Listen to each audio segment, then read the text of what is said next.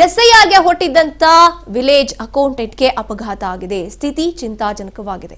ಆಸ್ಪತ್ರೆಯಲ್ಲಿ ಮಹಿಳೆ ಜೀವನ್ ಮರಣದ ಹೋರಾಟವನ್ನ ನಡೆಸ್ತಾ ಇದ್ದಾರೆ. ಎಸ್ಐಆರ್ಗೆ ಅಂತ ಹೊಟ್ಟಿದ್ದಂತ ವಿಎಗೆ ಅಪಘಾತ ನಡೆದಿದೆ. ಅವ್ರ ಸ್ಥಿತಿ ಚಿಂತಾಜನಕ ಪರಿಸ್ಥಿತಿ ಆಗಿರುವಂತದ್ದು. ಆಸ್ಪತ್ರೆಯಲ್ಲಿ ಜೀವನ್ ಮರಣದ ಹೋರಾಟವನ್ನ ಅವರು ನಡೆಸ್ತಾ ಇದ್ದಾರೆ. ಮತದಾರರ ಪರಿಷ್ಕರಣೆಗೆ ಹೋಗ್ತಾ ಇರ್ತಾರೆ ಭಾವನಾ, ವಿಲೇಜ್ ಅಕೌಂಟೆಂಟ್. ಸಿದ್ಧಗಂಗಾ ಆಸ್ಪತ್ರೆಯ ಐಸಿಯುನಲ್ಲಿ ಅವರು ಚಿಕಿತ್ಸೆಯನ್ನ ಪಡ್ಕೋತಾ ಇದ್ದಾರೆ.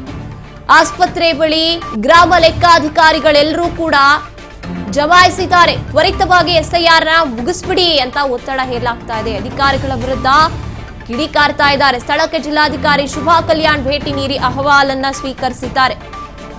ಜಿಲ್ಲಾಧಿಕಾರಿಗಳ ವಿರುದ್ಧ ಭಾವನಾ ಪೋಷಕರು ಆಕ್ರೋಶವನ್ನ ಹೊರಹಾಕ್ತಾ ಇದ್ದಾರೆ. ರಾತ್ರಿ 10 ಗಂಟೆವರೆಗೂ ಕೂಡ ಮೀಟಿಂಗ್ ಮಾಡ್ತಾರೆ.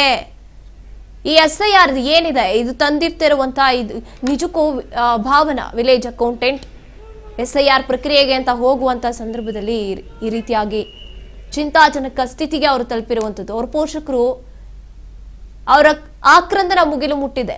ನಾವು ನೋಡ್ತಾ ಇದ್ದೀವಿ ವಿಲೇಜ್ ಅಕೌಂಟೆಂಟ್ಸ್ ಎಲ್ಲರೂ ಕೂಡ ಅಲ್ಲಿ ಅಕ್ಕಪಕ್ಕ ಇದ್ದಂಥವರು ಗ್ರಾಮ ಲೆಕ್ಕಾಧಿಕಾರಿಗಳು ಆಸ್ಪತ್ರೆ ಮುಂದೆ ಜಮಾಯಿಸಿದ್ದಾರೆ. ಇದು ಸರಿ ಬರ್ತಿಲ್ಲ, ಇದನ್ನ ಈಗಲೇ ನಿಲ್ಲಿಸಿ, ಇದರಿಂದ ಈ ರೀತಿಯಾಗಿ ಅಪಘಾತಗಳು ನಡೀತಾ ಇದೆ, ಅಂದ್ರೆ ಸಮಸ್ಯೆಗಳು ಉಂಟಾಗ್ತಾ ಇದೆ. ಒಂದ್ ಕಡೆ ಅಕ್ರಮದ ಆರೋಪ ಕೇಳಿ ಬರ್ತಿದ್ರೆ ಇಲ್ಲಿ ಆ ಪ್ರಕ್ರಿಯೆಗೆ ಅಂತ ಇನ್ವಾಲ್ವ್ ಆಗ್ತಾ ಇರುವಂತಹ ಅಧಿಕಾರಿಗಳಿಗೆ ಈ ರೀತಿಯಾಗಿ ಸಮಸ್ಯೆ ಉಂಟಾಗ್ತಾ ಇದೆ.